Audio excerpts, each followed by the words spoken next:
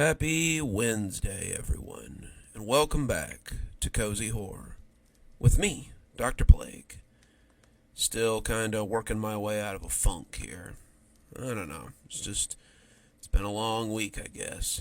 Just kinda trying to lose myself in the stories and the work so that, it's just not as much to think about. I guess I don't have a lot to complain about. It is a really nice space. It's really easy to lose yourself here and just, feel relaxed. Just trying to get in that headspace for work and for other things, Alright, I'll shut up now. Today's topic of discussion is weird science, and I think I've got some pretty good stories to get you in the mood. Our first story is about a man working on a project for work, a special formula that turns out to be more important than he thought. So let's hear a story about chalkboard formulas. I've been handed an impossible problem. My superiors want an answer by the end of the day, but I don't think I can give them what I have. Not because it's wrong, but because it will change everything. Let me explain. I was assigned to a classified project about 3 months ago. I'm not an idiot. I know that working for the government usually entails weapons manufacturing, among other things, but the stuff they had me working on was pretty risky.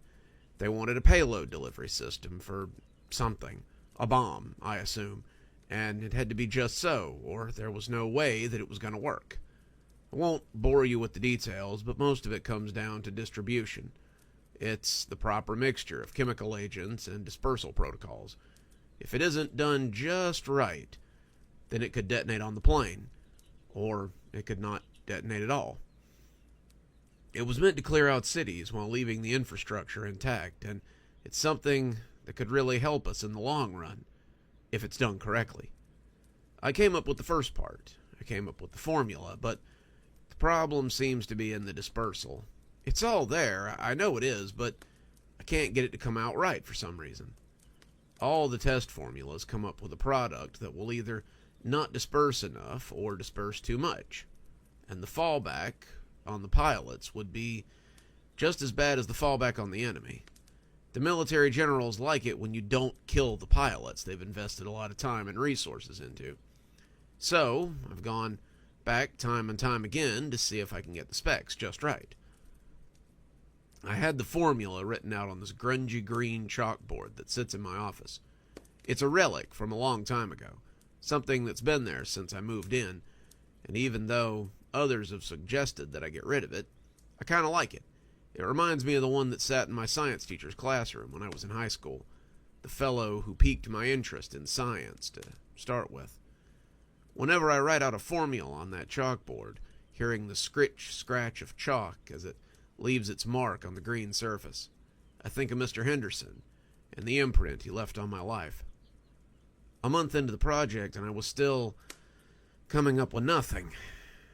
Then I came in one morning to find my boss standing in my office and looking at my calculations. I knew I was in trouble.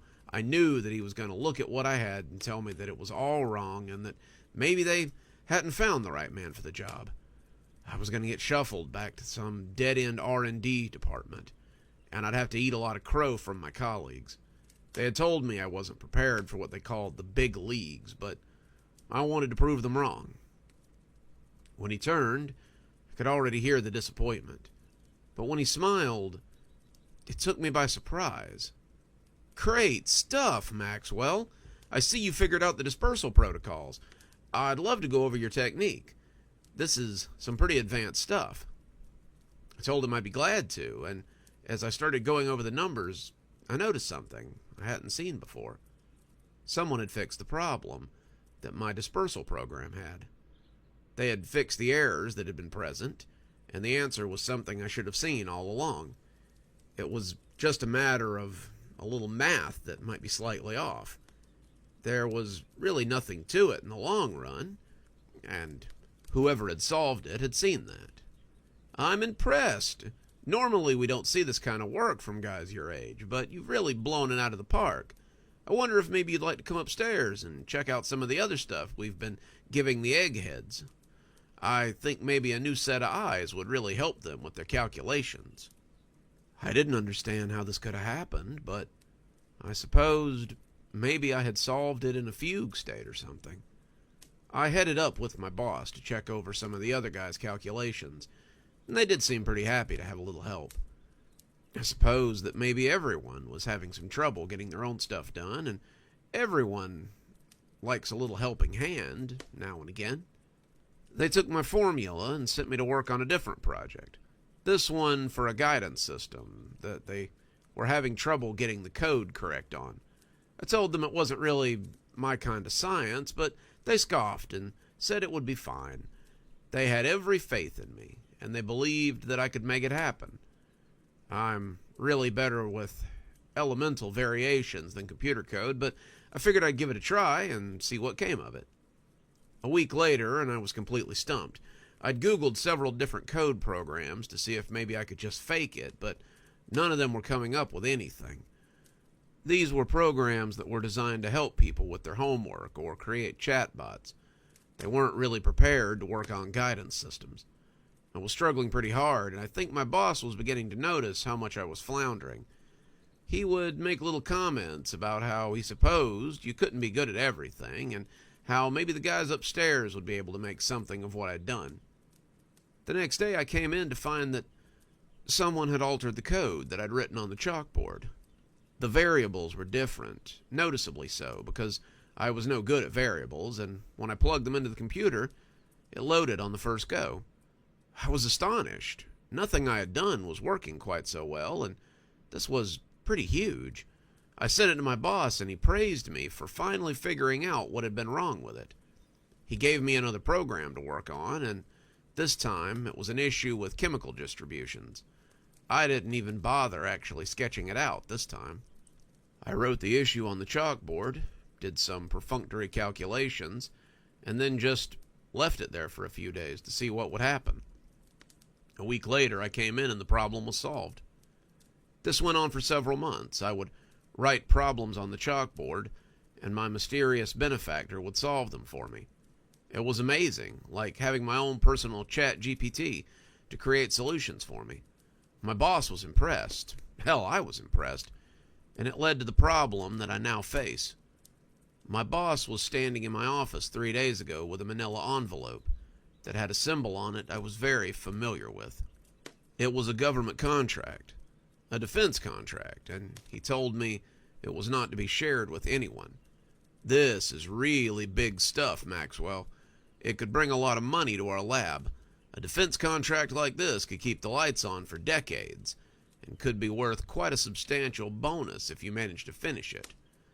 Their boys have been scratching their heads over it for a while, and when they saw your work, the stuff you did on the smart bomb distribution payload, they decided you might be the man for the job. Have a look at it, but be sure that envelope is secured at the end of day each day. I told him I would, and when he left, I locked my office door behind him. As I read over what they were looking for, I realized my boss had been right. This was huge, something that I really couldn't afford to screw up, and it would have to be just right. I pulled the shade across the little window over my door and began working on it. It was different than the problem with the payload distributor a couple of months before. This was about magnitudes and after effects. They were working with a type of energy I was unfamiliar with, something their guys must have just cooked up, and it affected my calculations in strange ways. If you added too much, it would kill everything in the area.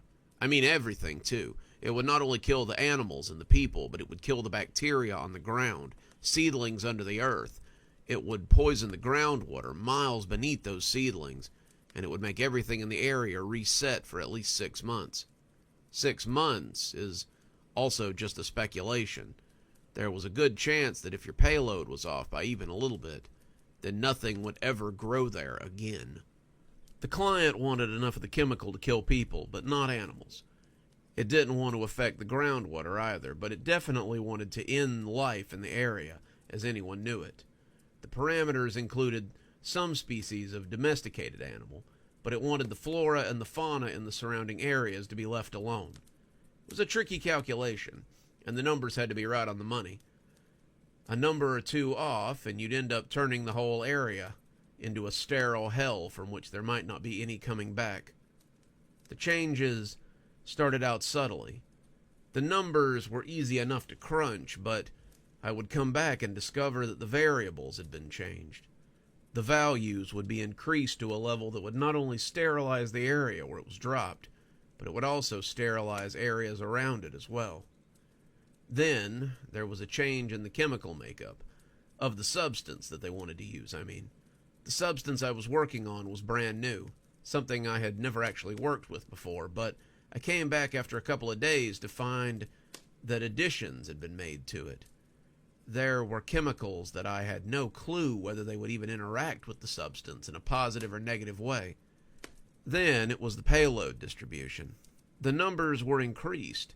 Then the overall explosive content was increased. And other changes that would be difficult to go into if you don't understand the process behind it. Safe to say, the changes that were pitched would have severe ramifications if they were put into place. There would be no coming back from them, and the military would probably be unable to use whatever infrastructure they were using them on. That was when I went to Dale, the guy who headed up security. Dale was a big guy, a guy who mostly watches videos on his phone and eats whatever he brings from home. He's large, but I've seen him put guys twice his size against the wall, so I know there's definitely some muscle under there. I told Dale that someone had been coming into my office to change the numbers on my chalkboard, and he laughed and asked me if it was some kind of Rain Man situation or something. I didn't understand the reference. I had never seen the movie until he told me about it. But he asked me if I had some kind of humble genius who was breaking into my office at night to change my calculations so they were correct, or maybe so they were better. I told him it was something like that, but they were messing up the equations, and the formula they were projecting was going to get me fired if I accidentally presented it. Dale said that he would check the security cameras and get back with me. In the meantime, he suggested that maybe I find some way to secure the door a little better when I left, or take pictures of the original formula before I left, so I knew what was being changed. I started scrubbing the chalkboard before I left, taking pictures so I could recreate it the next day, but it didn't do any good. The formulas would reappear, and they would usually be the same way they had been before, with little differences. Whoever was doing this understood these sorts of compounds in a way that I didn't, and I was a little afraid of what they could do if someone took them seriously. I didn't know if it was one of the janitors or maybe one of my colleagues was trying to sabotage me, but I knew I had to figure it out before the pitch meeting. It was coming up next week. The big bosses were going to want to see my results, and I was tempted to fix parts of the equation and submit it with the unknown party's ideas. While some of them were definitely destructive, others were highly efficient and would make the weapon all the more effective. Yesterday, Dale called me into his office and showed me the footage. I'd expected it to be a janitor or something who maybe dabbles in this kind of work, but I was surprised when I discovered who was breaking into your office. He was silent for a moment, giving me a distrustful look, and when I asked him who it was, he showed me the footage and said, "I don't appreciate you wasting my time. That's clearly you." I watched as the man opened my door with a key, but despite the similarities, it wasn't me. The man was older, his coat was stained, and he walked with a limp. He looked like me. Could have been my dad, or maybe my uncle, but it definitely wasn't me. I told Dale it wasn't me, but he just shook his head and said the next time I had a problem, maybe I should try solving it myself instead of wasting his time. In the end, I decided to do just that. I decided to stake out the office and figure out who it was myself. I pretended to leave, and then I snuck back into the office and hid under my desk. It was uncomfortable. My desk isn't very large, but I decided that I would finally see who it was and why they were messing with me. I wasn't mad. I was more curious than anything. This had been going on long enough that I needed to know so that I could finally put it out of my mind. The lights were out in the hallway, the lights were out behind the windows, and slowly the facility switched into night mode. The sounds from the hallway grew less and less busy. You could hear the crickets outside the window, and I was just about dozing off when I heard a key in the lock, and someone came in. They walked over to the board and just looked at it for a minute. I had left an old formula up there, something I had discarded weeks ago, and as the chalk went to work fixing it, I knew I'd found my man. He jumped as I popped out from under the desk, putting a hand to his heart as I startled him. He blundered backwards into the door, his hand trying for the knob, and that's when I saw what Dale had seen. It was me, just a different, older me. Why was he here? What was he doing? And how had he gotten here in the first place? What is this? Who are you? The man slid to the floor, trying to get his breath, and then told me exactly what I had expected. I'm you, of course. I figured you'd be smart enough to understand that, though I had never believed it when I saw it on Dale's security footage. It was me, or at least it knew that I had gone to Dale. The similarities were alarming, and I couldn't believe what I was seeing. How did you get here? Why are you... None of that's important. You have to trust me, because everything is at stake here. You have to give them the formula that I keep leaving you. You have to give it to them, and you have to pretend that it's yours. Don't you understand what you're asking me to do? That formula will wipe out millions. It would create an area that's unlivable for generations. It will stop something that you don't understand from happening.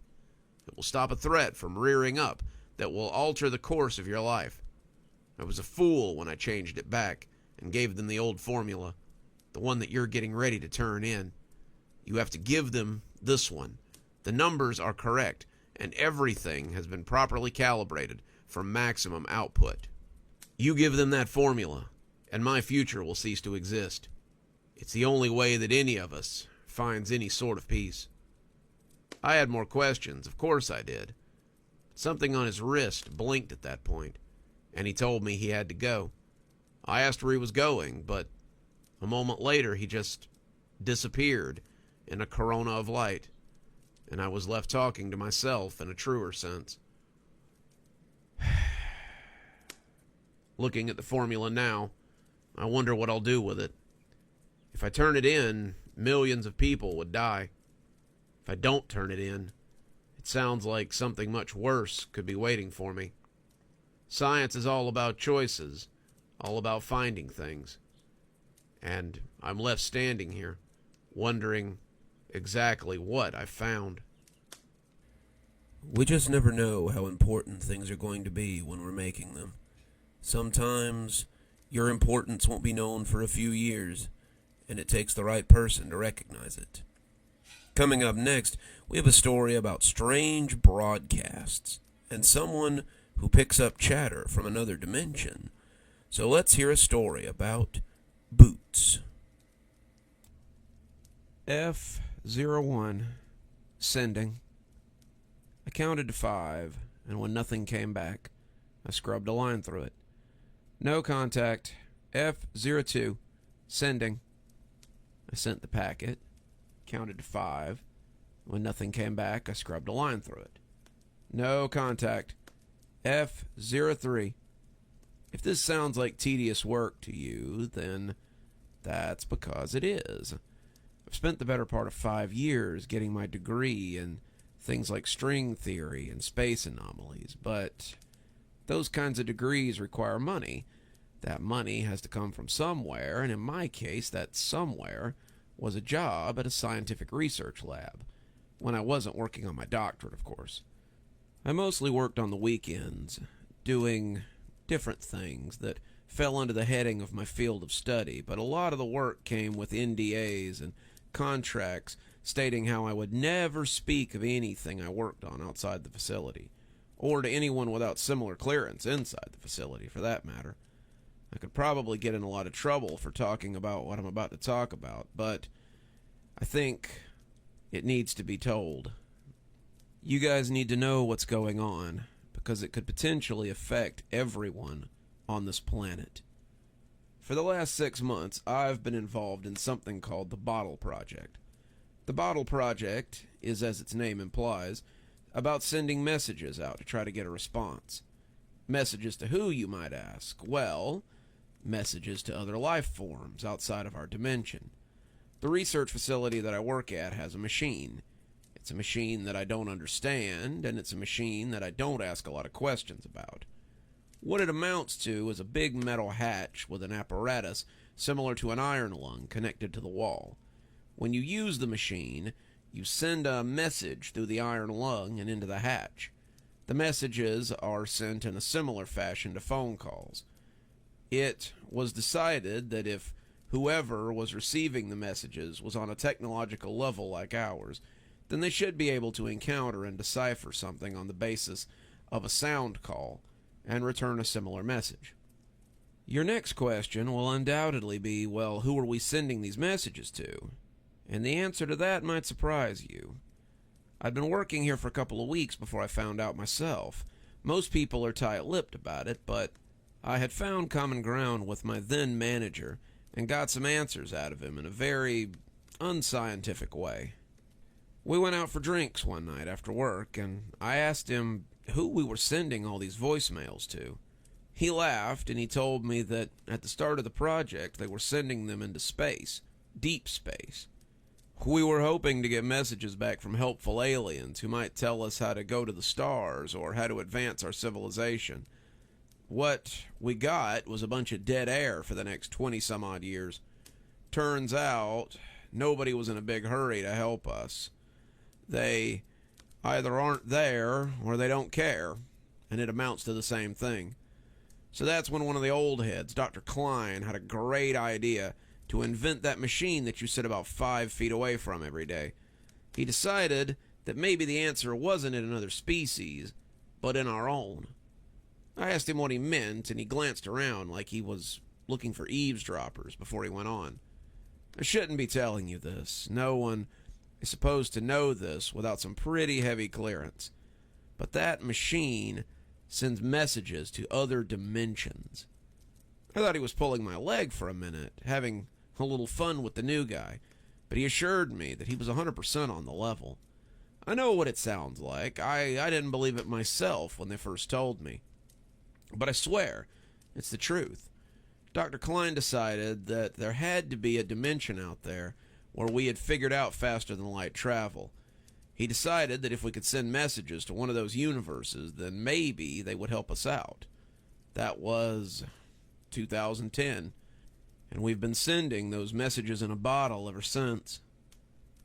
I asked him if he'd ever gotten a response, and he gave me this look that was equal parts pity and amusement.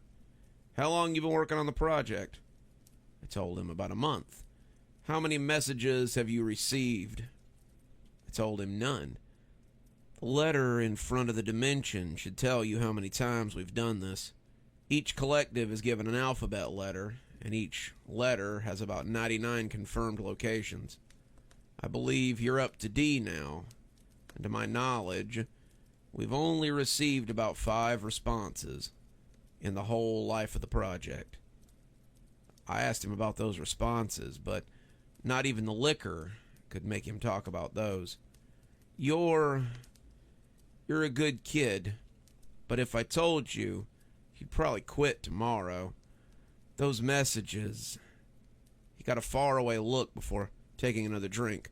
They're the kind of thing that you have to experience for yourself. That had excited me a little bit. I really wanted to get a response, so I kept sending my messages out into the universe, waiting for the day when I might get my own response back. What could these other places tell us? What knowledge could they share, and what secrets might they help us uncover? It was pretty exciting. At least it was then. That had been 6 months ago, and I'd been plodding along through the alphabet ever since. Every now and again I would get something, and that was the kind of thing that kept me going. Every now and again I would get static or a weird tone, and per protocol I would log it and send it to my supervisor. If they actually learned anything from them, they never said. They always just thanked me and told me to keep at it. I kept at it, but I never felt like I was getting anywhere. That's how I came to be sitting at my desk at 23:45 on a Saturday. That's how I came to be at my station when I got my first response. F04 sending. I was counting, about to scrub through and move on, when I heard something on the other end. It was weak, like a voice heard over the radio, but it was the most that I had ever heard, and it filled me with a sense of excitement and dread. I picked up the microphone, something I had never done before, and spoke into it haltingly. Hello? Can you read me? More static, some garbled words, and then it seemed to clear up, as if they were adjusting instruments on their end. Hello? Hello! This is Eden Listening Station in the Sol system, Earth. Who am I speaking with? It was my turn to go silent for a moment. That was English. Not just a human voice, but an English-speaking voice as well. I had been told that if I got a message back, it might not be in a language that I understood. I'd been told it might not be understandable at all, that it might even make me sick or make my head hurt. To get a message that sounded like it could be from someone no farther away than the next office over was amazing. Hello? Are you still there? I keyed up the mic, not wanting to lose them because of a misunderstanding. Yeah, sorry. You surprised me. This is Post M at the Medici Labs, a subsidiary of the United States government. I tried to think of what to say. Am I speaking with someone from a different dimension? The voice on the other end sounded amused. I could ask you the same question. We had assumed this transmission was from deep space, but I suppose it would be more advantageous if it was from another dimension entirely. Are you from Earth?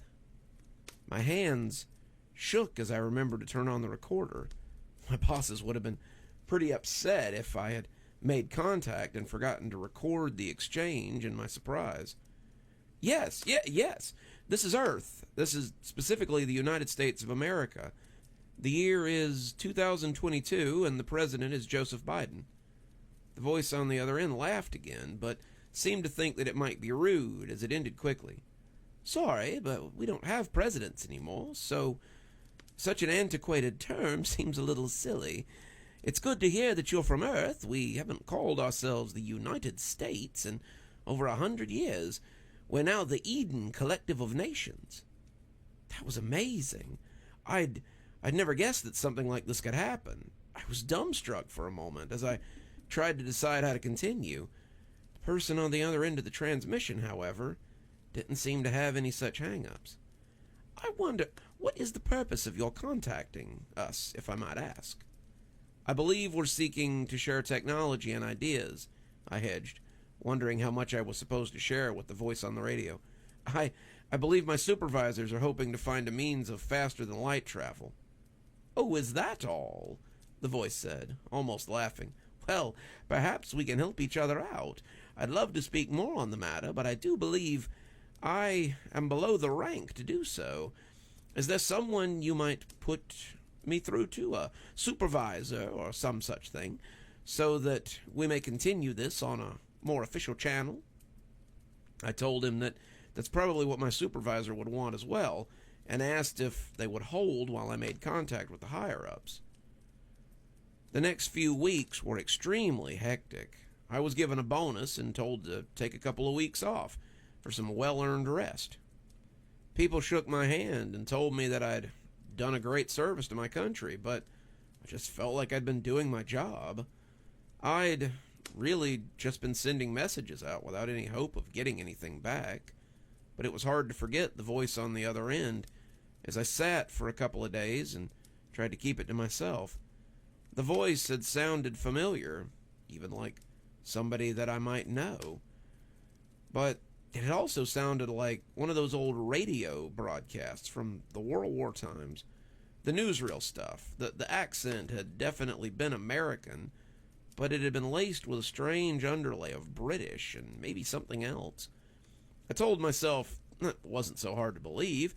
If there had had been a coalition of nations, then the English language would probably have been pretty mixed up. Still, it was hard to shake the World War II similarities in my head. The voice had sounded like it wanted to offer me war bonds or something, and, well, I'd expected to come back after a couple of days and maybe get to talk to them again. That wasn't going to happen, though. F04 had been reclassified as a high priority, and communication with them was on a strictly need-to-know basis. I was told to return to my workstation and continue to send messages into the void, but there was a new addition to my desk. There was a little black box with a flashing light on it, a label maker stamp declaring it to be the line to F04, in case of direct communication.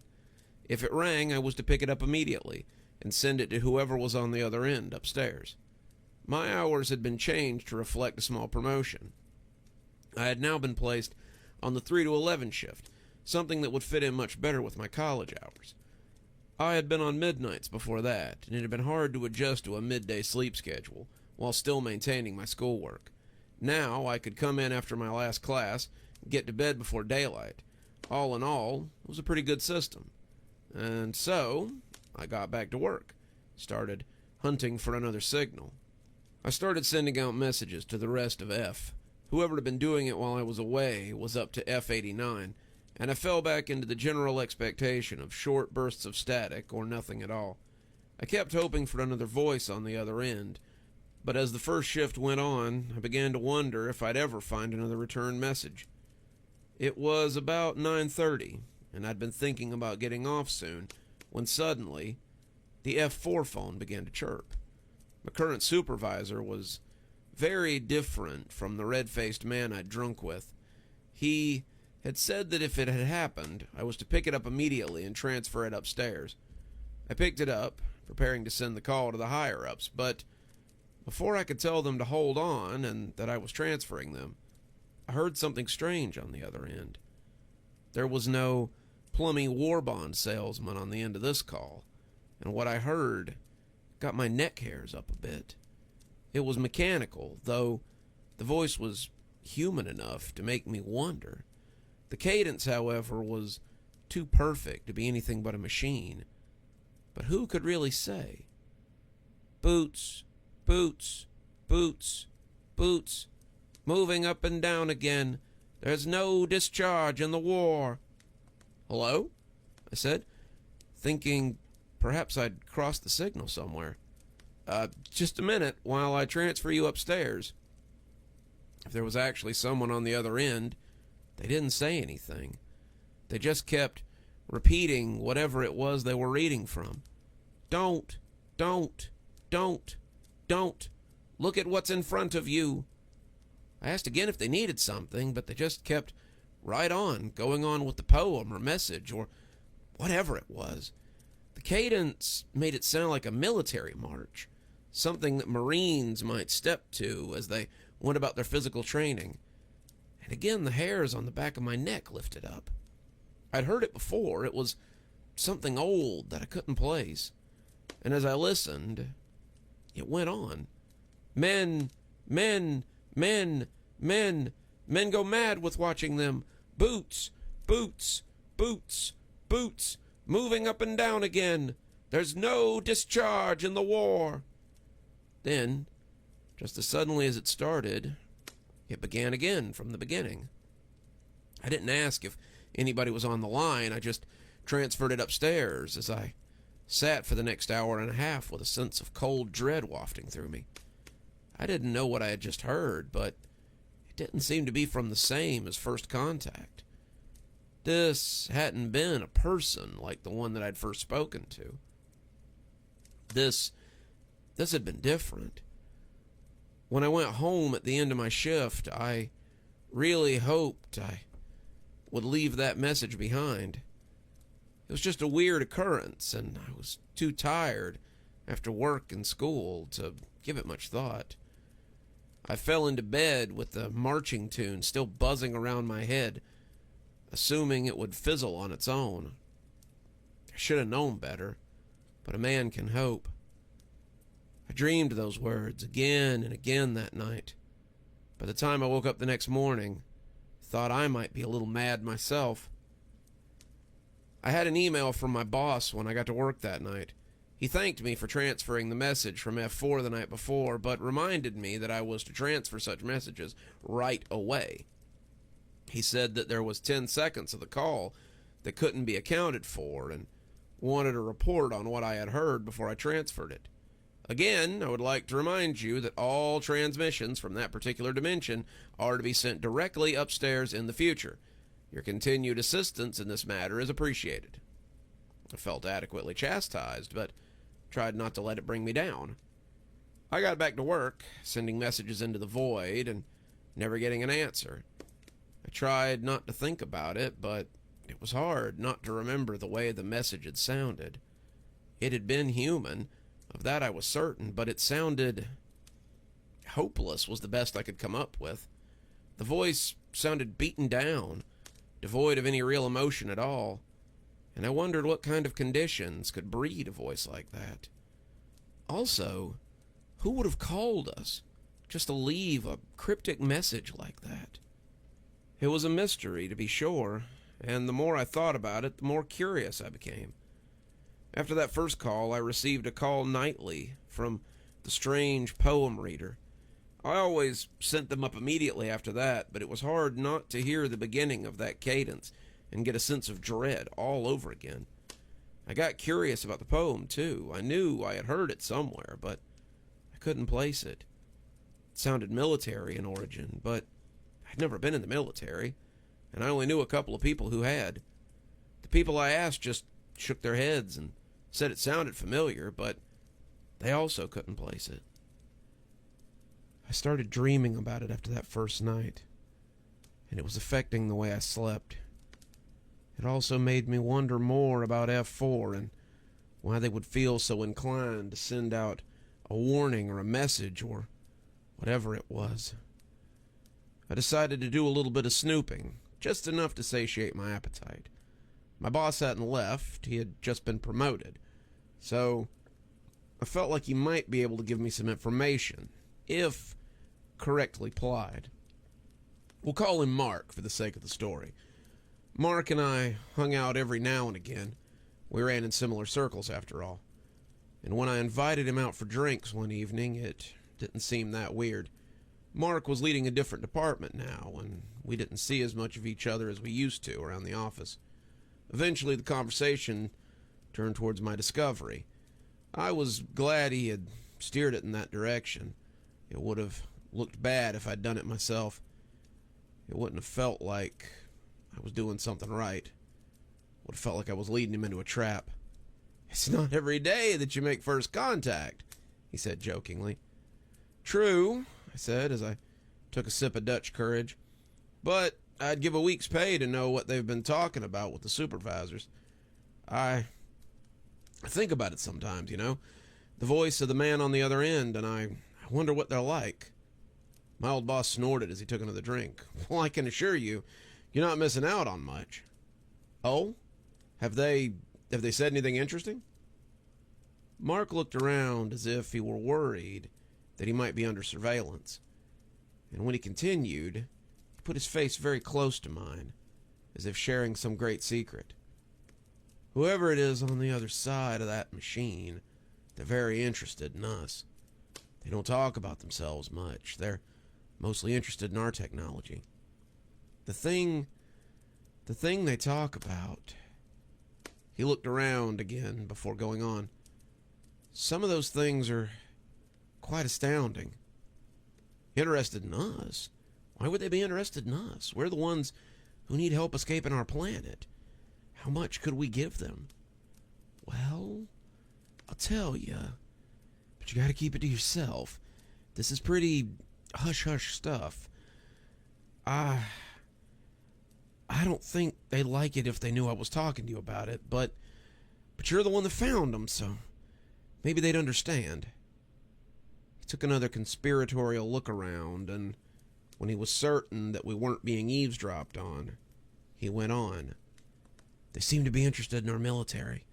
Most of their questions have been about the state of our weapons, They want to know what we're capable of and whether we can help them enhance their own technology when it comes to warfare.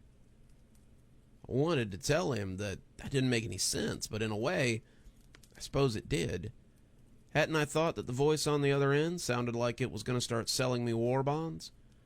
All my mental analogies had pointed back to the World War II propaganda videos. So perhaps we had stumbled across a civilization that was at war with something they couldn't handle. I remembered again what they had called themselves, the Eden Coalition, and wondered what they could be fighting if everyone had decided to band together. What terrible thing could be in store for us if such enemies came to Earth? Have they offered to share anything with us? Oh, yes. They want to show us how to use the device to bring people to the other dimension. That sent my neck hair up. Really? Absolutely. They want to meet us and see what can be brought across from our world to theirs. He didn't bring it up again after that, and I suspect that he realized he'd said too much. We talked a little bit more, but he seemed distant for most of the conversation. The look on his face made me think that he might be contemplating whether what he told me was too much, and maybe what his bosses would make of it if they found out. The next day there was an email about not sharing sensitive information with those who didn't have the proper clearance. My old boss was never heard from again after that. Nothing was ever said to me, but the message was clear. The phone calls continued every night at 9:30 p.m., but now I just transferred them right away.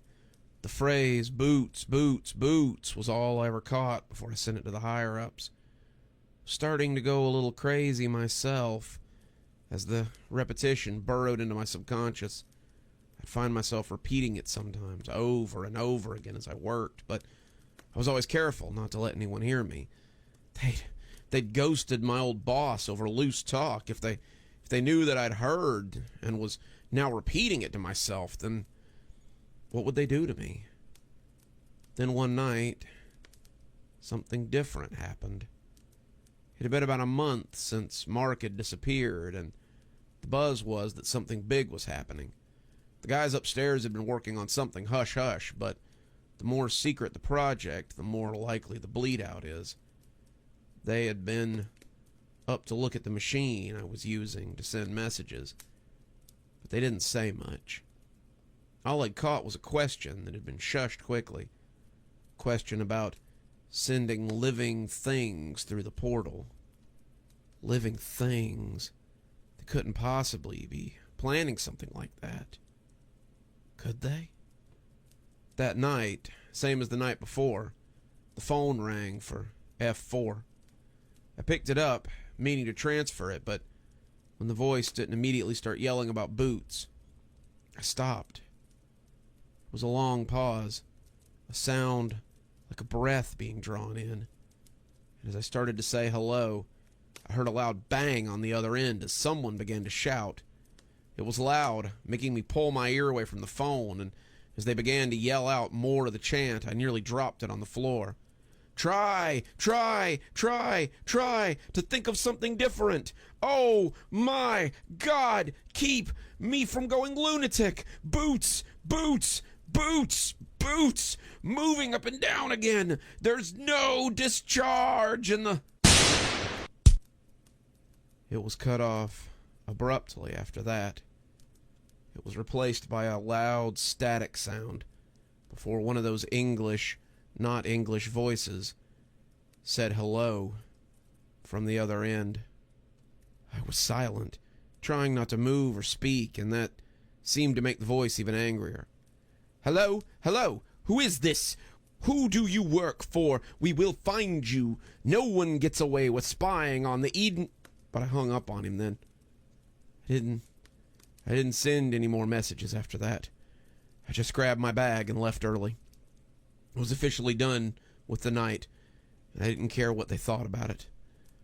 I was sure that they would pull me over with every mile I rolled, but when I pulled up at my house without being grabbed by people in a white van, I Thought I might have gotten away scot-free. I tried to sleep, but the words of the marching chant ran through my head over and over again. Boots, boots, boots, boots. What did it mean? Moving up and down again. Why did they keep sending it? Men go mad from watching them. What were they trying to tell me? If your eyes drop. I put my head under my pillow, but it was almost like I could hear the sound of them marching in my ears. They will get atop of you. I looked at my phone when it started to ring, peeking at it as it buzzed ominously. Try. There's only one person that could be calling me this late at night to think of something different. They'd found me missing and were looking for me. Worse, they knew I'd listened to the phone call. What would they do to me?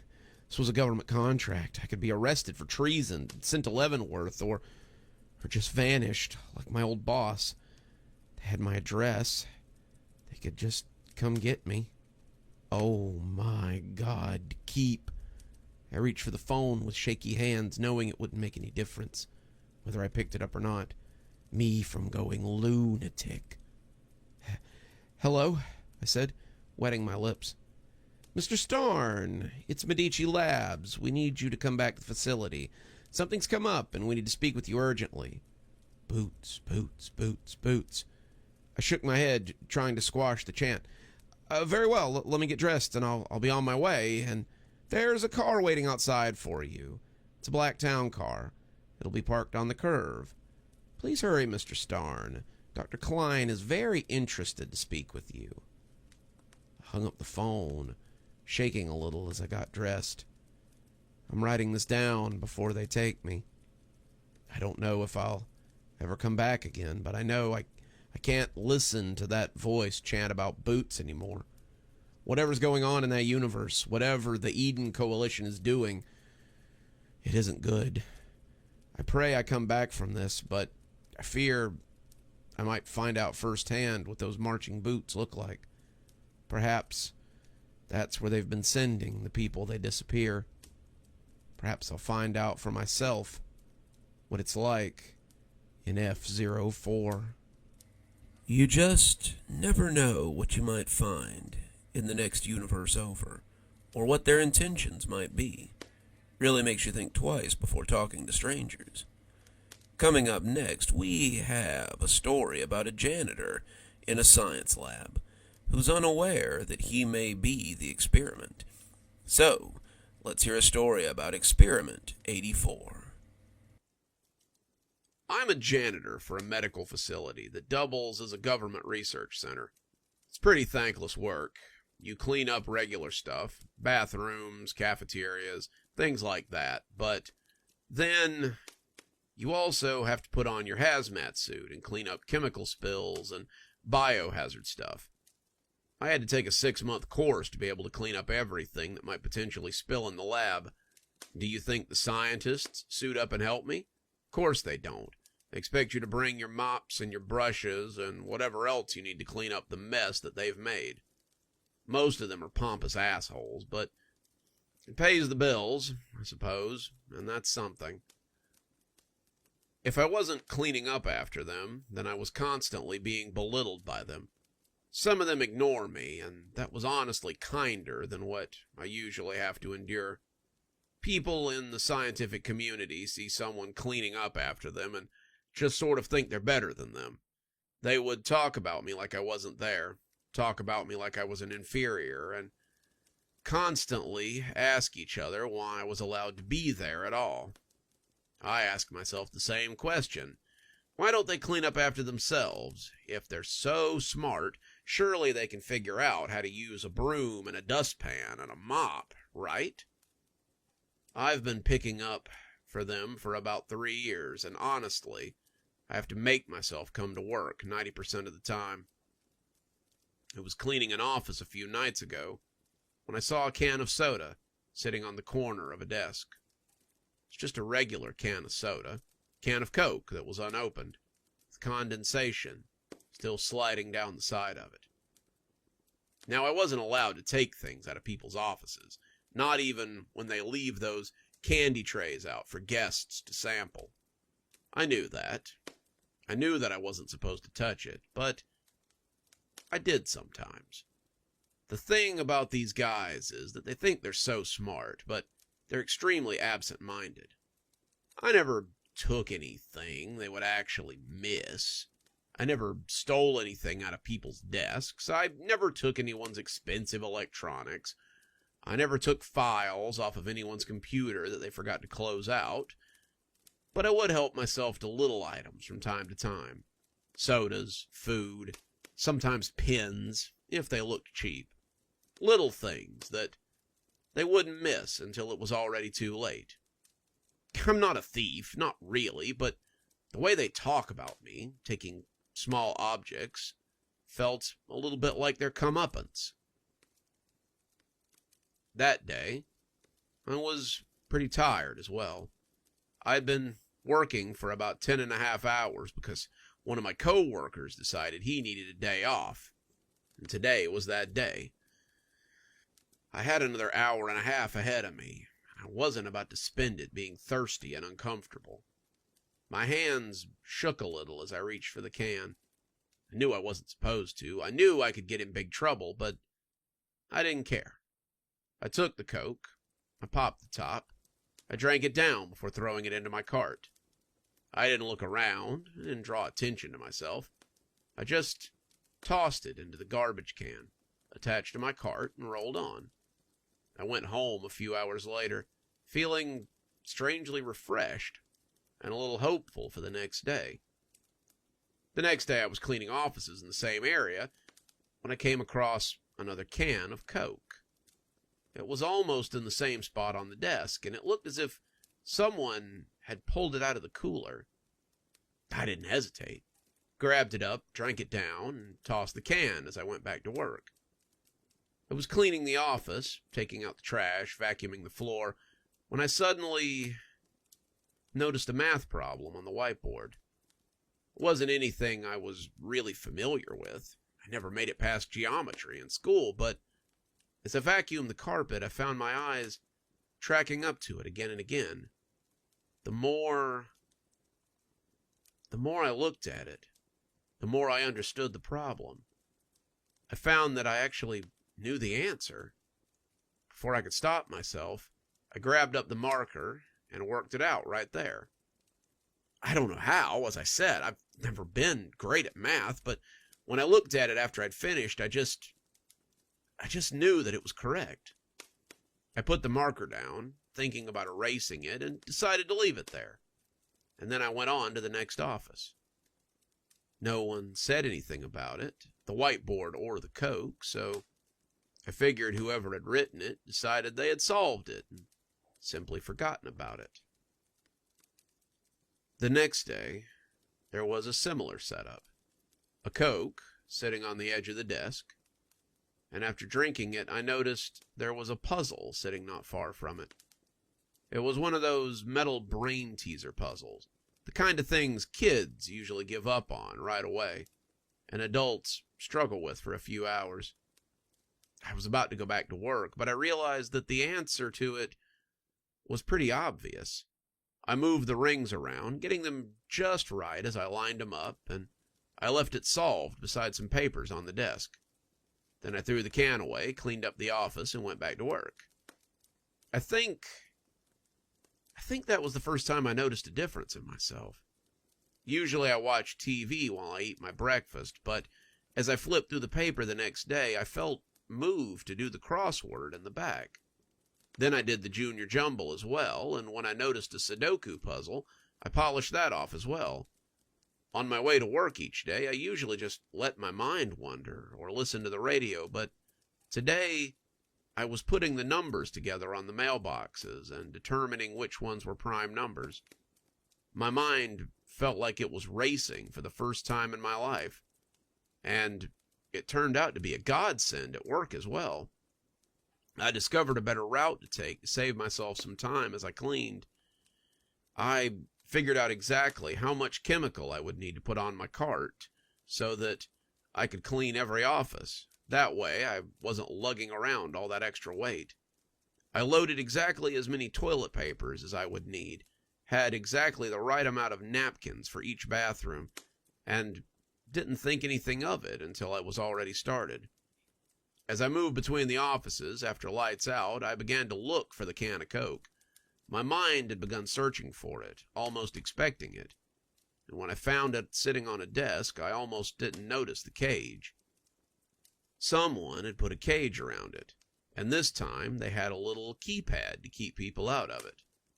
Well, that was nothing to me. I took a little of the dust from my cart and rubbed it across the numbers, seeing the fingerprints left behind on each of them. I tried them until I finally got it, and as the cage opened up, I took the Coke and drank it. I'd been anxious before I had it, my newfound intelligence seeming to fall into a rat-like desire for its puzzle and its prize. Once the Coke was inside me, though, I felt a lot better. I don't know why I didn't think that was odd at the time, but it was something that would occur to me only in retrospect.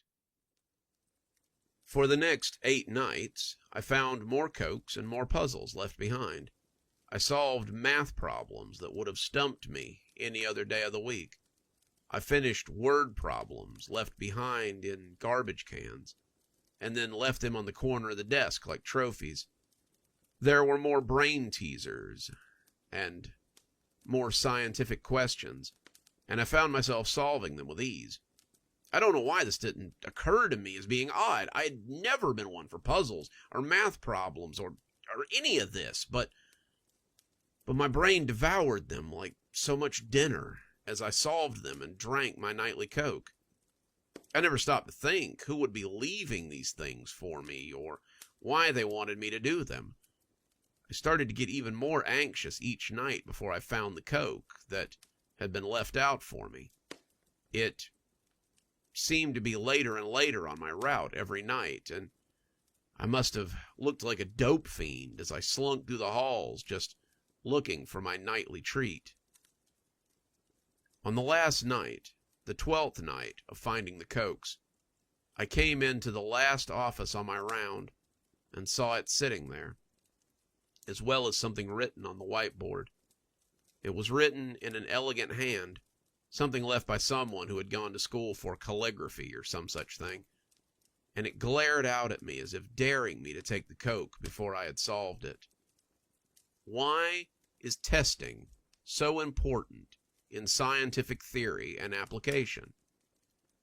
I looked at the Coke, but something in me told me that I would have to answer the question before I could get it.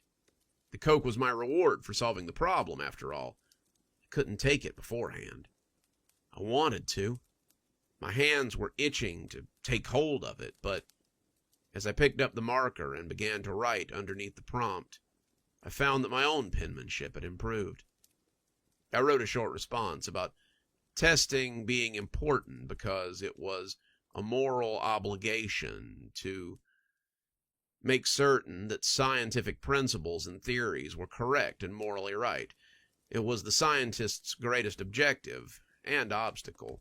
They would need to prove that their theories were not only something that was beneficial for mankind, but also something that would not damage it. I may have waxed on a little longer than I needed to, but I kept getting distracted. There was a weird noise behind a section of the wall to my left. It was as if someone was laughing, but they were trying to hold it in. It had begun as a series of snickers, but then it had evolved into muffled chortles, and then it became full-blown guffaws. As I finished up my answer, the laughter came on in full, and when a section of the wall suddenly became a window, I jumped and nearly dropped my marker. Behind it, 4 men in lab coats, each of them red in the face from laughing, stood there. They were people that I recognized, some of the scientists who had been less than nice to me, but now I seemed to be the subject of their humor. I wondered what they found so funny. I knew that I had been caught doing something I wasn't supposed to do, but really, I'd just been answering a question. They must have left it for me. I understood that it could only be part of some sort of test that they were giving me. But as they left the room and came into the office, they all looked smug and very satisfied with themselves. "Well," said the middle scientist, "go on and drink your Coke. I'd say you've more than answered it. A dissertation like this would have gotten you at least a B- at Caltech." They laughed again, on, slapping their knees and braying like donkeys, as I took the Coke and drank it in one swift drink. "Enjoy it," said the one on the other end, "because it's the last one you're going to find unless you decide to buy one out of the break room." I asked him what he meant, and what was so funny. Two of them put their hands on their knees, laughing like it was the funniest thing they had heard all night, and I thought they might pass out.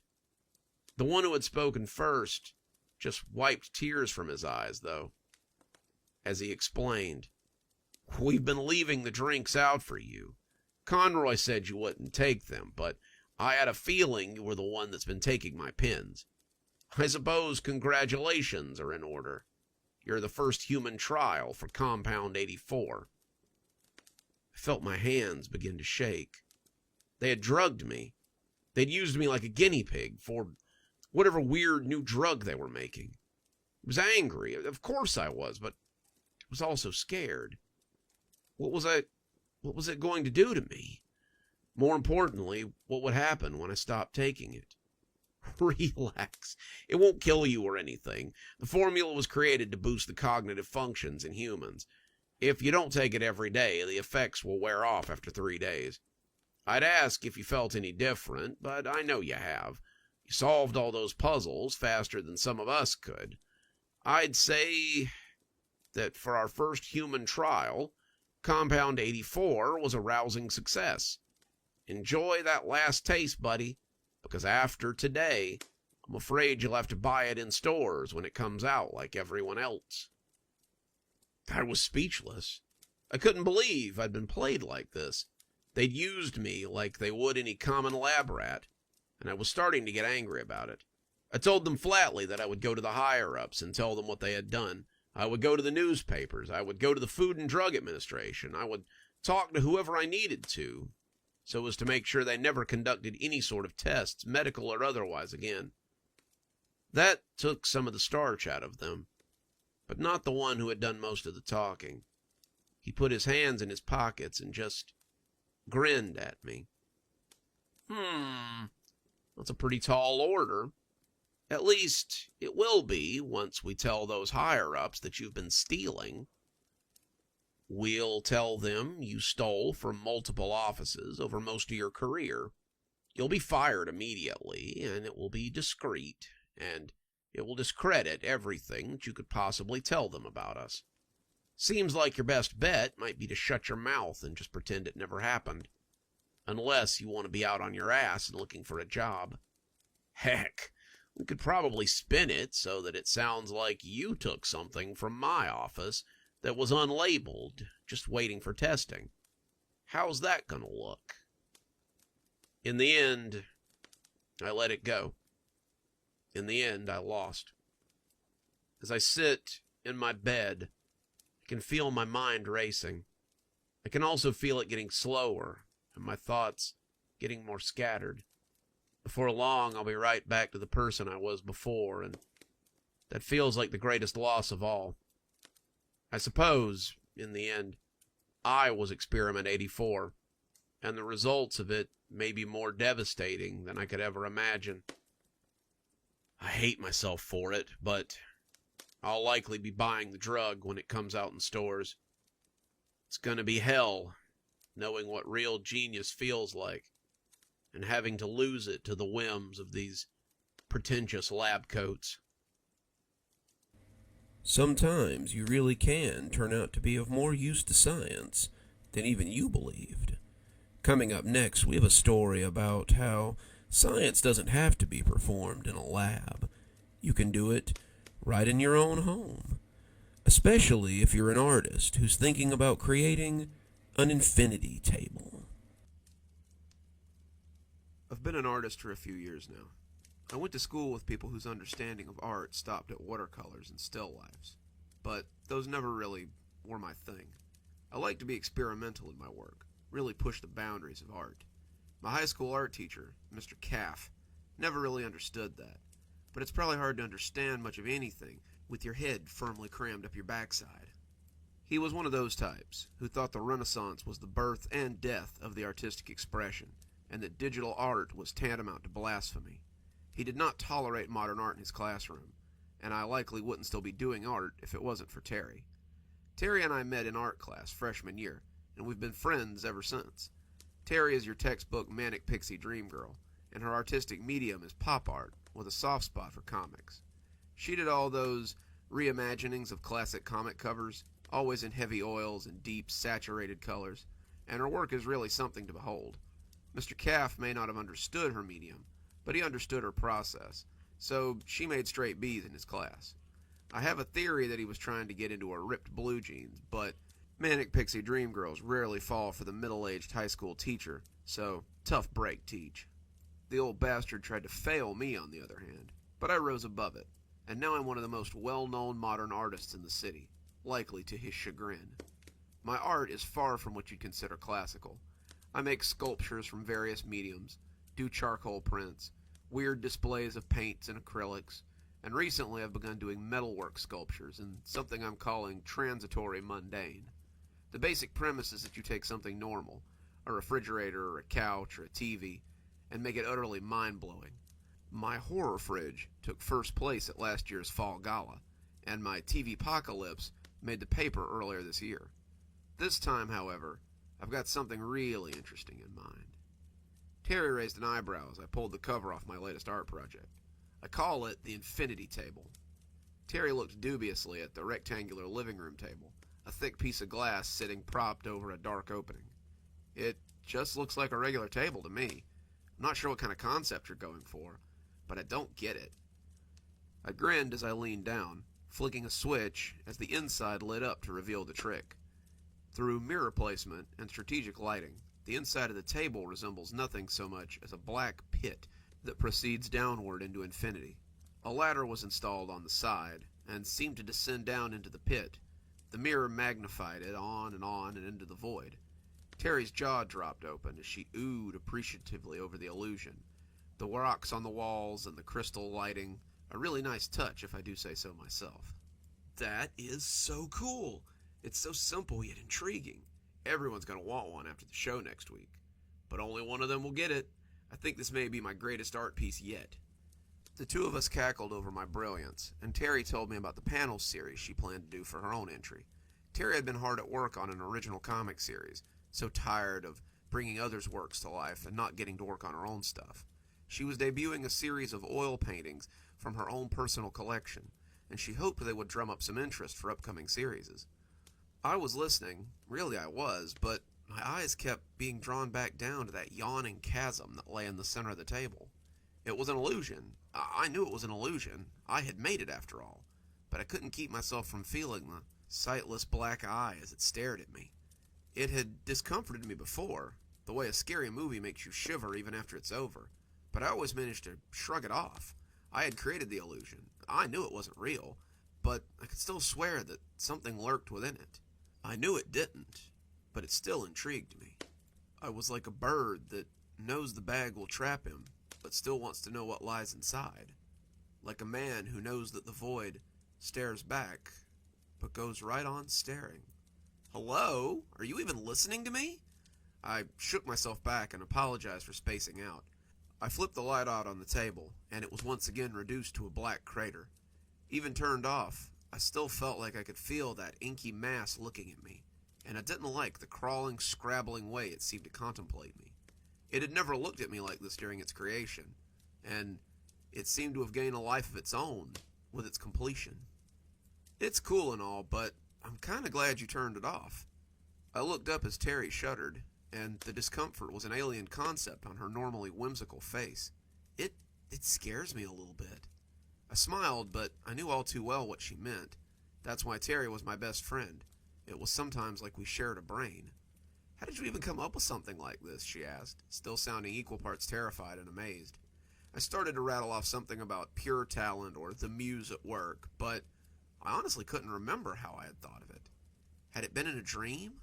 It seemed like I had been inspired by something to build this piece, but I couldn't remember what. I had been so driven the last few weeks to finish it that I never really stopped to think why. "Hello, you spacing out on me again?" Terry laughed, snapping her fingers in front of my face. I shook my head, getting a grip before answering. "Just the muse at work, I guess." I took her out for drinks then, wanting to forget about the feeling that dark eye had given me, as much as she did, but it was never far from my mind. When I stumbled back that night, the few drinks turning into a few too many drinks, I stood over the table and looked down into the dark, unlit eye. Even drunk, I felt the regard of that hateful space, and it sobered me a little. I could feel it staring at me through the flimsy haze that lay between us, and the dark hole seemed to long for its freedom again. I reached for the switch with a shaky hand, the mechanism snapping crisply as it came to life. The light came on, but it was cold comfort. The hole stretched into the earth, a dark and gaping maw that filled me with dread. Why had I created this thing? How did it occur to me to make such a hateful portal? How had I conceptualized this? The longer I looked into it, the more certain I became that I could see something at the bottom. It seemed to move within the dark eye, with frantic, herky-jerky movements. It moved like something in a claymation cartoon, and its regard was like wasps crawling on my skin. I didn't know what it was, couldn't even tell you how big it was, but as my hands trembled back towards the switch, I saw one thing for sure. It had begun to climb the ladder. The light snapped off with a smart pop, and I was left once more with only the dark haze across the glass. I went to bed, but my dreams were plagued by that bottomless eye and that thing that moved within. I didn't turn it on again until the day of the show. I honestly debated just pushing it into an alley behind my apartment and forgetting it ever existed, but I had too much time and money invested in the project to just walk away. The components hadn't come without a cost, and the prize money, not to mention the money I would make once it was sold, would allow me to do art for another few months. If it flopped at the show, I might have to actually find a job, and that would be the biggest blow to the art community imaginable. So I loaded it into the back of my ratty old pickup, the camper allowing it to ride in relative safety, and drove it to the gallery. I had secured it with a rope, not wanting it to tip over and break, despite my misgivings. I could tell myself that I kept checking the rear view the whole time just to make sure it wasn't getting damaged, but that was a lie. I wanted to make sure that nothing simply climbed out of it as I drove through the crowded streets of Seattle to what I hoped would be a feather in the cap of my career. My neighbor had helped me load the table. Beefy neighbors have to be good for something, right? And thankfully there were burly men in black security shirts to help me unload it. They did most of the unloading and reloading onto the hand dolly too, which was good because it had taken everything I had to put my hands on it as we loaded it into the truck. It had sat like a revered monolith in my living room for the past week. After I had woken up that first morning to a hangover and the sunlight illuminating the pit under that all-too-thin pane of glass, I had covered it with a tarp. I hadn't touched it, hadn't said anything on it, hadn't even let my feet lean against it the whole week, and the thought of its surface against my skin made me feel crawly. I couldn't remember why I had been so excited about this thing, and only a feeling of deep revulsion filled me when I looked at it. If no one bought it, I had decided I would donate it to the gallery after the show. At least I could write that off on my taxes. Terry waved at me as she saw me coming in, and her little bird arms seemed ready to pop as she wrapped them around me. "I see you didn't get rid of it," she said with a smile, though her voice sounded strained. Terry wouldn't say so, but she seemed to feel the same trepidation I felt around the piece. I figured that someone would buy it, and who knows, the judges might really like it. She showed me her prints, scenes of dramatic heroes poised for battle, and spiraling cityscapes that oozed adventure, and I made the appropriate noises over them. It was always impressive what she could do with oils and paints, but tonight she had really outdone herself. I gave her another hug, wishing her luck as I pushed my hateful table over to the area that had been designated for me. A passing pair of lost frat boys helped me get it off the dolly, and far too soon I was left alone with this blight upon the world. I didn't turn it on. I honestly didn't really want to look at it, and I just contented myself to stand there as people bustled by and set up their own pieces for the show. 20 minutes later, my mind wandering, someone called my name, and I turned to find a stern-faced woman looking down at my piece. "What is it?" she asked, a ribbon on her shirt letting me know that, though she wasn't a judge, she was still very important.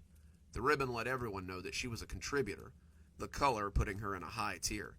"It's called an infinity table," I told her, her scowl not impressed. I reached down, my fingers trembling, and flipped the switch. I expected to see an angry something looking back at me, the glass bearing long cracks where something had battered it from the other side.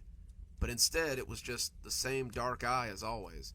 It regarded the two of us with an unfriendly familiarity, and the stern-looking woman looked impressed as she took it all in. Very interesting. Not my style, but very interesting. You should leave it on if you want anyone to buy it. The endless tunnel is a definite selling point. I waited for her to move away before switching it off again. She had a point. If I wanted to get rid of this hateful thing, I needed people to see what it could do. The fear of something climbing out of it seemed silly now, as all these people stood around me. But it was a silly feeling that wouldn't abate. In the end, my greed overrode my fear, and I flipped it on so I could draw in some interest. Interest I found. People came over to have a look, and there was a fair amount of oohing and awing. They asked how I had done it, wanted one of their own, but I told them it was a one-of-a-kind piece and would likely carry a steep price tag. All the while, my eyes kept flitting back to the crevice in the center of the table, as though I expected to see something crawl up from the depths. I could see, or at least I imagined I could see, the stunted figure as he stalked about at the bottom of the pit. It was trapped there. This was its prison, and now I had given it a means of escape. I had invited it out of the pit, and now it could come into our world, and wow, how did you ever come up with something so cool?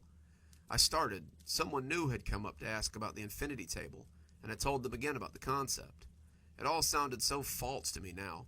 I hadn't come up with the concept, though I could certainly talk about it in an educated manner. What a smart little bird I was.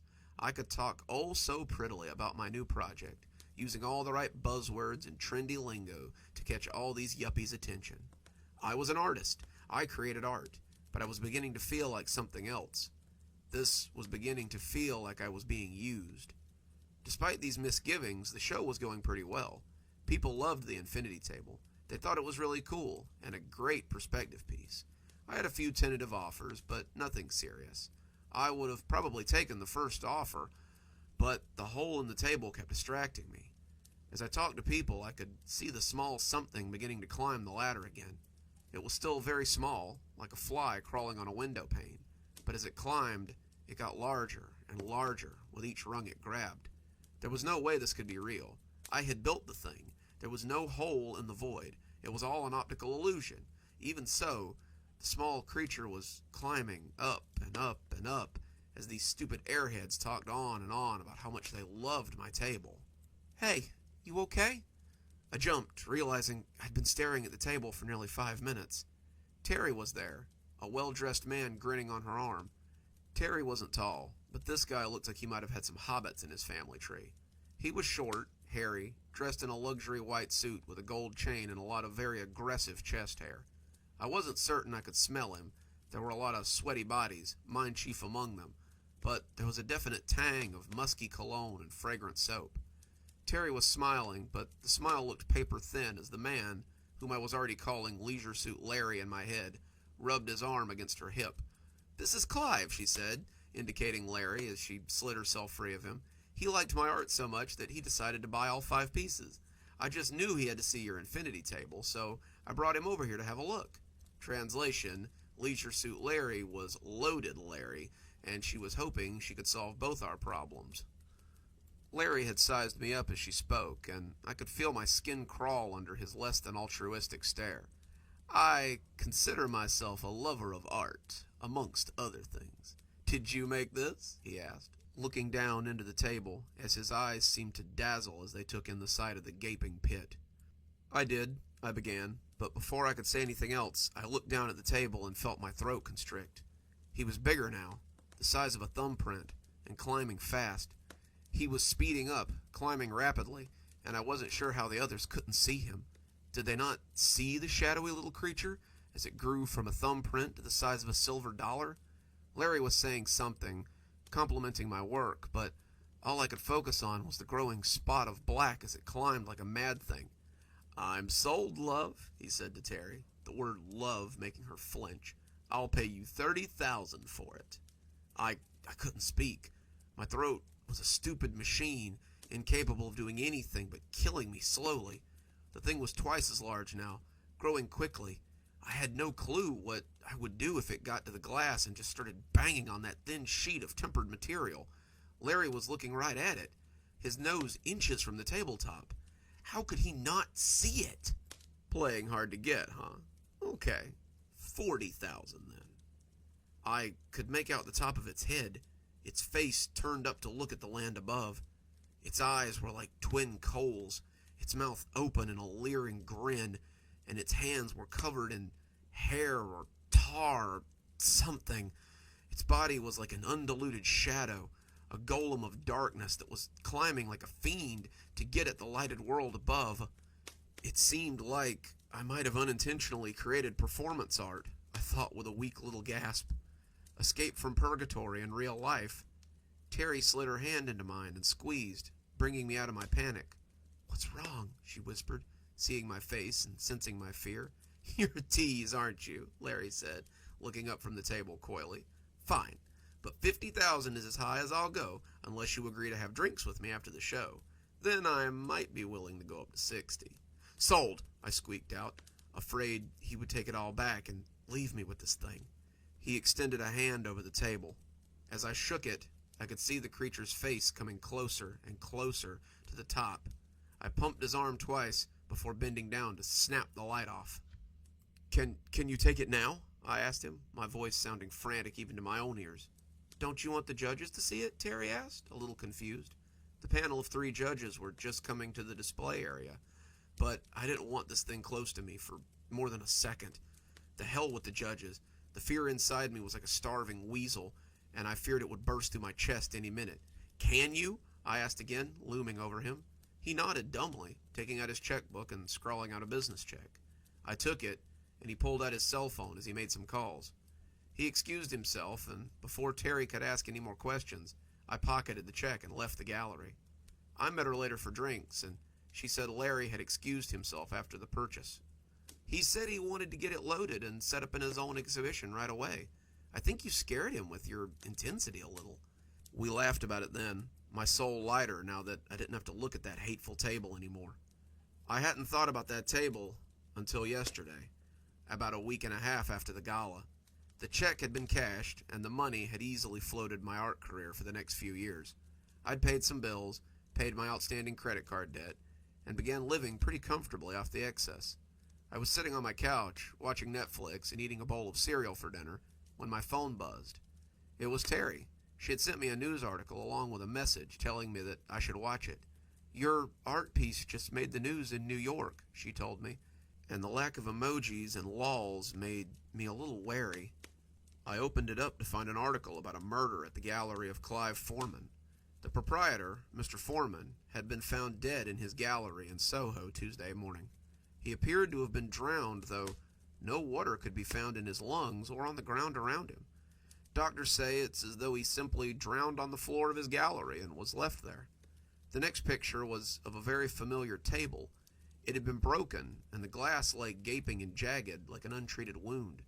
The article went on to say that the murderer had left a message on the wall in either tar or some kind of oil, and as I scrolled to the next picture, I felt the phone slip out of my numb hand.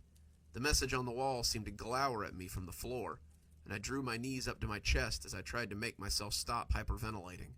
It read, "Your muse is free. My prison is no more." Good evening, everyone. It's me, Dr. Plague. Thank you so much for joining me for tonight's story. If you're not familiar with the Infinity Table, I definitely suggest you go look it up. It's something to see, and it definitely helped me write this story. I've always been a big fan of optical illusions like that, and there's just something a little unsettling about it if you stare at it for too long. Before we go, let's go ahead and thank our sponsors. Thanks to Leslie Lou Riddle and Janet for being our Spooky Skeleton tier contributors. Thanks to Xaronan for being our Ghost Rider tier contributor. And thanks to Glenn Jenkins for being our Ghost Reader tier contributor. Thanks, everybody. We just couldn't do it without you. If If you too would like to support the show, come on down to Patreon. For just $5 a month, you too can have your name read out at the end of every TikTok and every YouTube video I do. Contributors also get their videos a day early, so if any of my patrons are listening to this, they're probably listening to it on Thursday as opposed to Friday. So, what are you waiting for? Come on down to Patreon and join the club. And as always, thanks for stopping by. Dr. Plague, signing off. Have a wonderful evening. One more story for you, and I think we've got a pretty good one to go out on. It's a story about some at-home trials for a company that may have some ulterior motives. So let's hear about an email from Mazer Inc. The job was too good to be true. I understand that now. The message had popped up in my inbox like 1,000 before it. It sat nestled between a buy Viagra online and a congratulations, you've just win a free iPad email. But as I hovered my mouse over it, I found myself intrigued by the tagline. I could usually spot spam messages, even the ones my inbox seems incapable of catching. This one, though, something about it caught my eye. The spelling and grammar were on point, and something about it just screamed attention. I moved my cursor over the box and hovered it over the email. Preparing to break the cardinal rule, I read the title one more time. Mazer Inc. seeking subjects for free at-home testing. I clicked it, and a very official-looking email informed me that I had been randomly selected to take part in a clinical trial. The email detailed the parameters for this test, the time frame for the test, and the payment method for completion of the test. The parameters were basically A. Take the required supplement they sent you with breakfast and dinner. B. Sign on and watch a series of videos every day for 2 hours. They would involve color patterns, pictographs, and several other standard mental tests. And C. You wear the required Mazer Inc. monitor device while I slept so they could monitor my brain activity and the effects of the supplement. For the price they were quoting, it sounded like a great job. I'd have been a fool not to look into it. I looked the company up online first. It's pretty easy to see which companies are scams these days and which are legit. Mazer Inc. was a publicly traded company, and they did a lot of business in pharmaceuticals and healthcare. They had a few squibs in the news about questionable business practices, but who didn't these days? At the end of the day, they looked on the level, so I applied to their email, thinking I'd never hear back from them again. The return email came a few hours later, thanking me for agreeing to the trial and saying they would ship out my initial package and my initial payment the same day. 3 days later, there was a brown cardboard box on my front doorstep from Mazer Inc., the logo stamped prominently across the side of the box. I hadn't expected it so soon, but the extra money was a nice bonus. Most of my work has been from home these days, and the little bit of it that I was getting was barely keeping the lights on and the rent paid. COVID was still making working in an office difficult, and in these troubled times, every little bit helped. I opened the box and found 8 bottles of something called Neuro Boost. They came in standard 120 capsule bottles and looked perfectly normal, just like something you'd buy at CVS. The monitor turned out to be something similar to an Apple Watch. It had a shiny black band and a smart little face that displayed heart rate, blood pressure, and other general health statistics. I slipped it on, but was confused when I didn't see anywhere to charge it. I shrugged, figuring maybe the internal batteries would last a while. There was also a check stapled to a set of instructions telling me how to get onto the Mazer Inc. website so that I could take my daily mandatory testing. For the amount they were paying, it seemed like a pretty sweet deal if all I had to do was watch a few videos and take some pills and watch the movies for 2 hours a day. When I got up the next morning, there was a bright display on the front of the watch reminding me to take my pills and do my training. So I got up and made some breakfast, took my pills, and got ready for my day. The pills were oily and gave me some fairly rancid burps, but they weren't too bad. When the watch reminded me at noon that I needed to take my training for the day, I sat down at my computer and got to it. The videos were mostly a series of color patterns, flashing in quick succession, as well as a series of brain games that had me doing math or solving puzzles. I guess the pills were supposed to boost my cognitive functions, and I wanted to see if it had affected my scores on the games as badly as the text did. If it did, I couldn't tell. and after my mandatory 2 hours, I closed it up and opened my work folder to see if there was anything new from the office. For the next couple of weeks, everything was fine. I took my pills twice a day, did my mandatory testing, and wore my armband religiously. I found that I liked having it on after a while. It was very comfortable, and being able to glance down and look at my vitals was kind of nice. I've never really had the money for fancy tech, so having something that sort of looked like fancy tech was nice. At the time, I would have told you everything was fine for about the first 2 weeks. But after a few days, I began to notice some strange things around my apartment. It was subtle stuff at first. Things moved, items missing that reappeared a few days later, but it was something more subtle than that as well. Sometimes it felt like someone else had been in my apartment. But that was crazy. The chain was always on, the door was always locked, and, at least to my knowledge, I was the only one that had been in my house since about a week before the quarantine. I thought at the time that I was just being neurotic. But now that I look back on it, I'm pretty sure there was more to it than I was picking up on.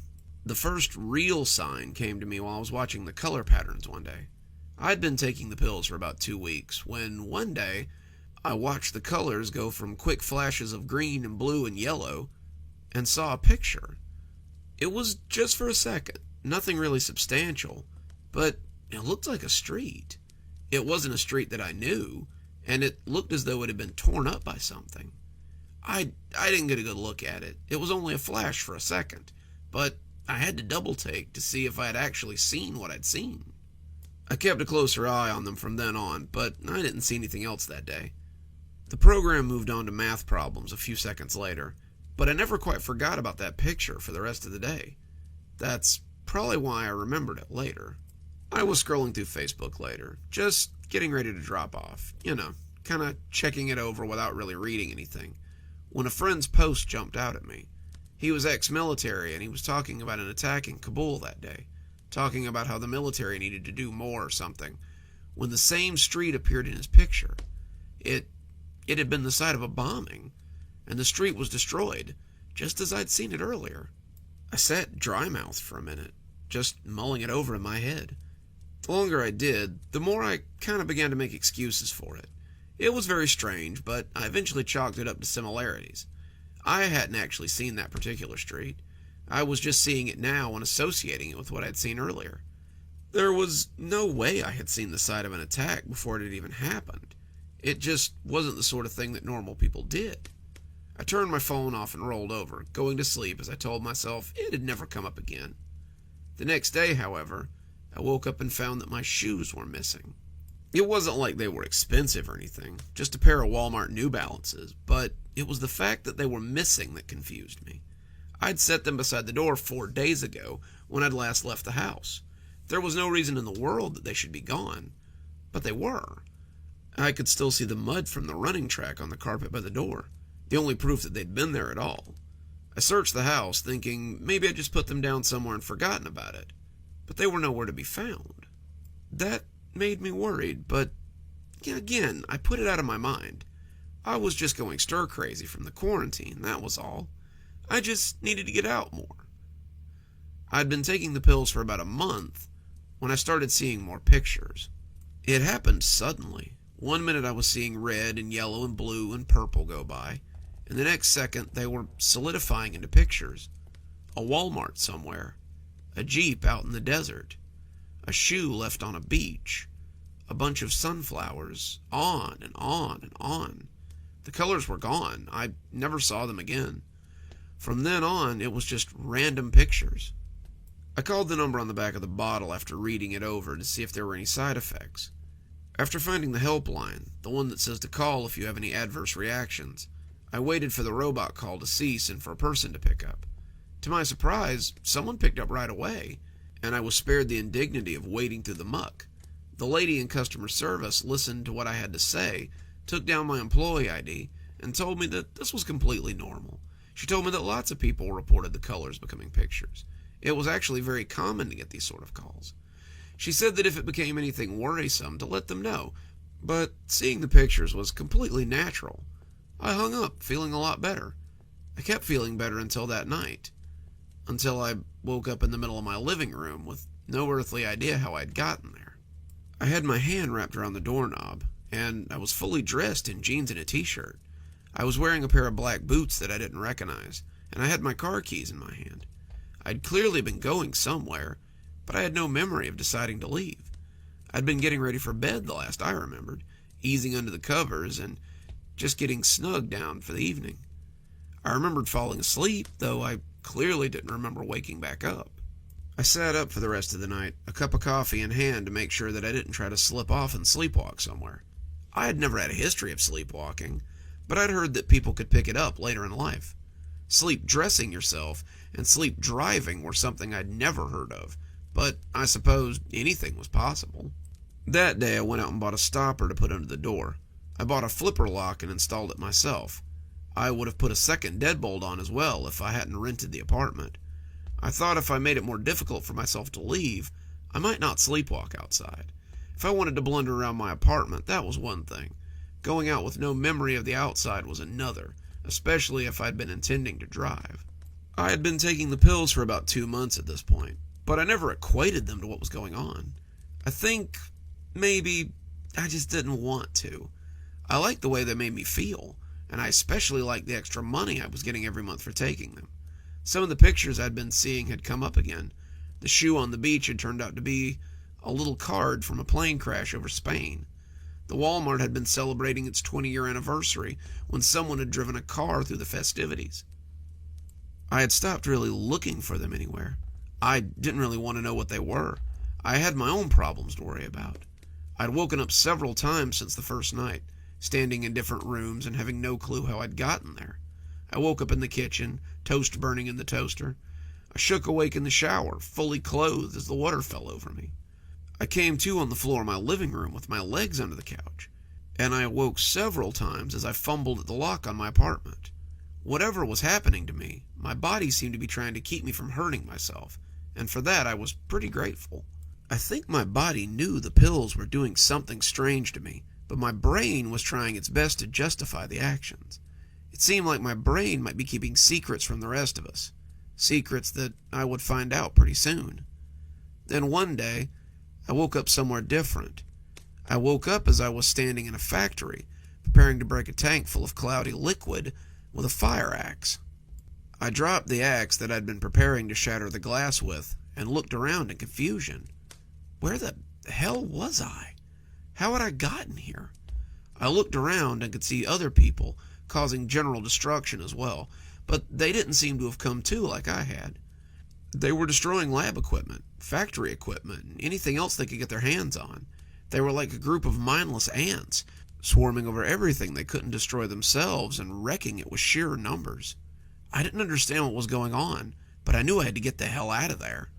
No one came to stop me as I ran, so I took off and didn't stop running till I was outside. Turned out I was actually somewhere I knew. I'd been inside the Terminus Chemical Building. I'd seen the building many times from the freeway, but I'd never actually been inside it. I had a vague idea of what they did, medical research or chemical trials or something, but I couldn't have told you why I'd been there destroying things. I started moving, making my way for the freeway, and when I got there I managed to thumb a ride and get back to the general vicinity of my apartment. It was the middle of the night when I got out of the building, and the sun was just starting to get up when I got home. For the next 3 days I stayed inside and strapped myself into bed every night. I stopped taking the pills and stopped logging onto the website for my daily training. It appeared that I might have lost my monitor while I was busily destroying the factory, but I was honestly glad to have it off me. My phone rang a few times from unlisted phone numbers, but I never picked them up. I was done taking their drugs and being their guinea pig, if that's all I was. On the third day, someone knocked on the door. After a few minutes of peeking through the peephole, I opened it slowly and glanced mousily through the crack.